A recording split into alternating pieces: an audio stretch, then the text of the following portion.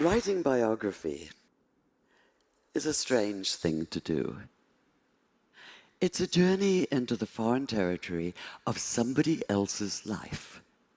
A journey, an exploration that can take you places you'd never dreamed of going and still can't quite believe you've been, especially if, like me, you're an agnostic Jew and the life you've been exploring is that of Muhammad.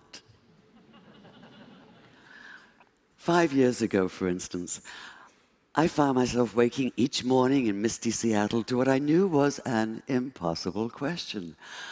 What actually happened one desert night, half the world and almost half of history away? What happened, that is, on the night in the year 610 when Muhammad received the first revelation of the Quran on a mountain just outside Mecca? This is the core mystical moment of Islam. And as such, of course, it defies empirical analysis. Yet the question wouldn't let go of me. I was fully aware that for someone as secular as I am, just asking it could be seen as pure chutzpah. And I plead guilty as charged, because all exploration, physical or intellectual, is inevitably, in some sense, an act of transgression, of crossing boundaries. Still, some boundaries are larger than others. So, a human encountering the divine, as Muslims believe Muhammad did? To the rationalist, this is a matter not of fact, but of wishful fiction.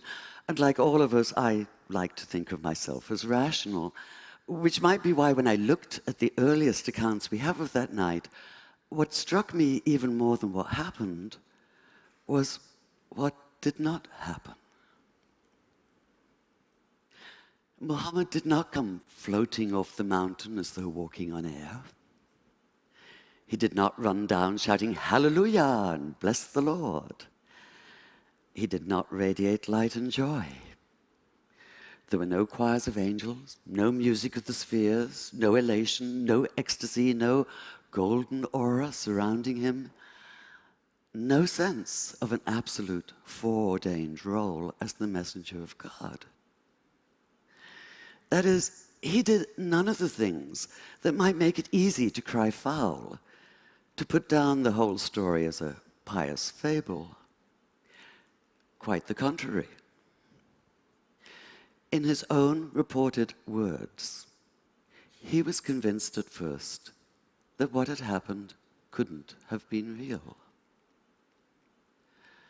At best, he thought it had to have been a hallucination, a trick of the eye or the ear perhaps, or his own mind working against him. At worst, possession, and he'd been seized by an evil jinn, a spirit out to deceive him, even to crush the life out of him. In fact, he was so sure that he could only be Majnun, possessed by a jinn, that when he found himself still alive, his first impulse was to finish the job himself, to leap off the highest cliff and escape the terror of what he'd experienced by putting an end to all experience.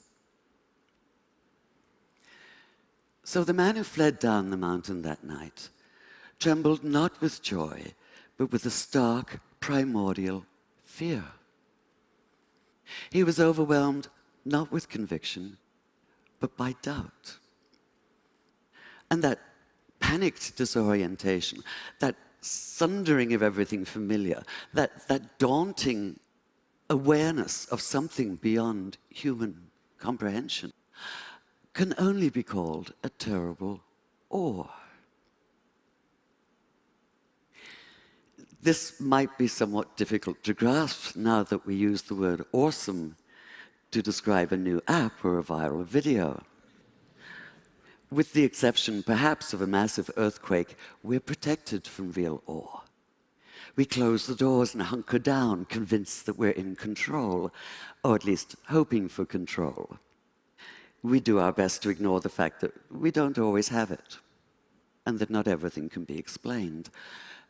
Yet, whether you're a rationalist or a mystic, whether you think the words Muhammad heard that night came from inside himself or from outside, what's clear is that he did experience them, and that he did so with a force that would shatter his sense of himself and his world, and transform this otherwise modest man into a radical advocate for social and economic justice.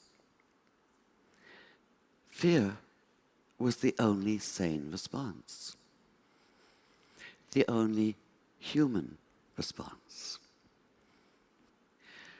Too human for some, like conservative Muslim theologians who maintain that the account of his wanting to kill himself shouldn't even be mentioned, despite the fact that it's in the earliest Islamic biographies.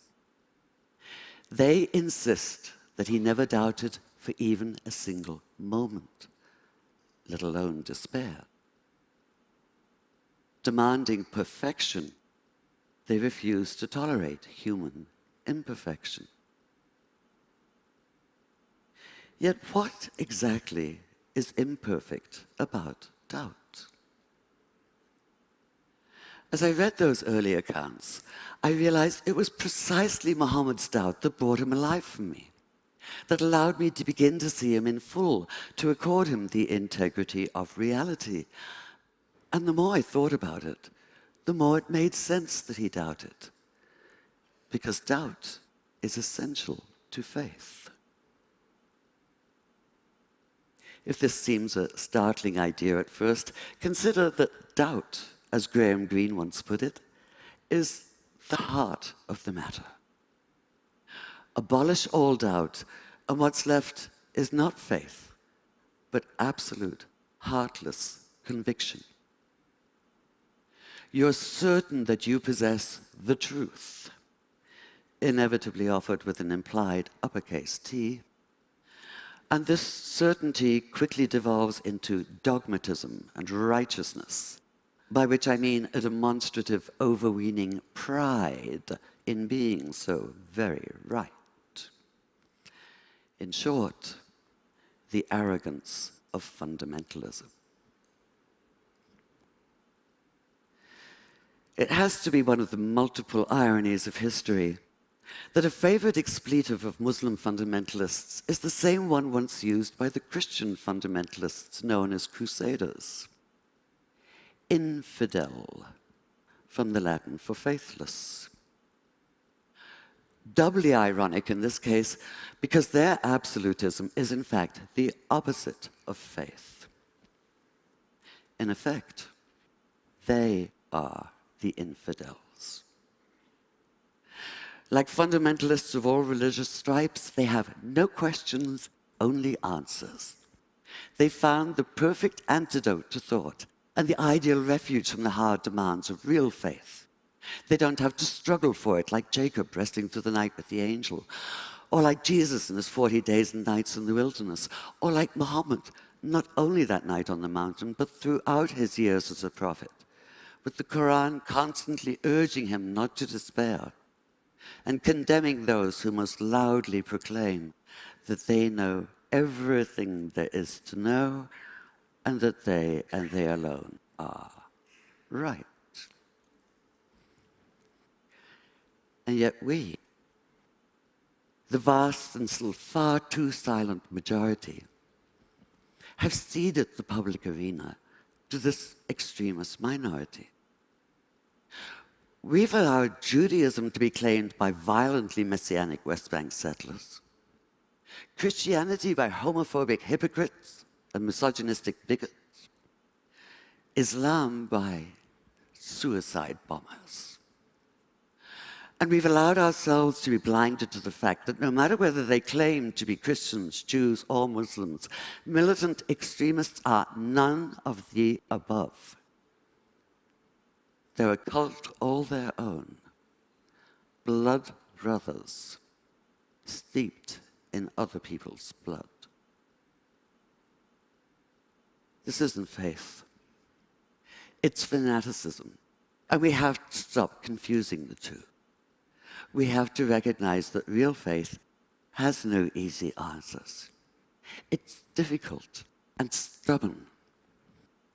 It involves an ongoing struggle, a continual questioning of what we think we know, a wrestling with issues and ideas. It goes hand in hand with doubt, in a never-ending conversation with it, and sometimes in conscious defiance of it. And this conscious defiance is why I, as an agnostic, can still have faith. I have faith, for instance, that peace in the Middle East is possible despite the ever-accumulating mass of evidence to the contrary. I'm not convinced of this. I can hardly say I believe it. I can only have faith in it, commit myself, that is, to the idea of it. And I do this precisely because of the temptation to throw up my hands in resignation and retreat into silence. Because despair is self-fulfilling. If we call something impossible, we act in such a way that we make it so. And I, for one, refuse to live that way. In fact, most of us do. Whether we're atheist or theist or anywhere in between or beyond, for that matter, what drives us is that despite our doubts, and even because of our doubts, we reject the nihilism of despair. We insist on faith in the future and in each other. Call it naive if you like. Call it impossibly idealistic if you must. But one thing for sure, call it human. Could Muhammad have so radically changed his world without such faith? Without the refusal to cede to the arrogance of closed-minded certainty? I think not. After keeping company with him as a writer for the past 5 years, I can't see that he'd be anything but utterly outraged at the militant fundamentalists who claim to speak and act in his name in the Middle East and elsewhere today. He'd be appalled at the repression of half the population because of their gender. He'd be torn apart by the bitter divisiveness of sectarianism. He'd call out terrorism for what it is, not only criminal, but an obscene travesty of everything he believed in and struggled for. He'd say what the Quran says: anyone who takes the life of all humanity.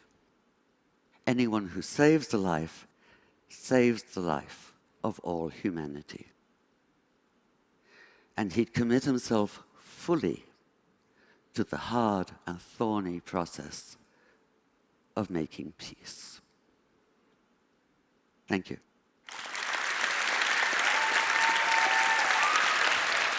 Thank you.